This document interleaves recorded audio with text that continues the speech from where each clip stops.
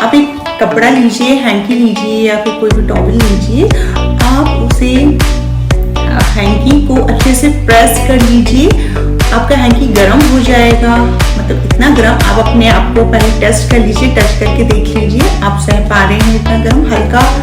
होना चाहिए जितना बेबी के लिए सेफ रहे। और उस हैंकी को अपनी बेबी के चेस्ट में अंदर कपड़ों के अंदर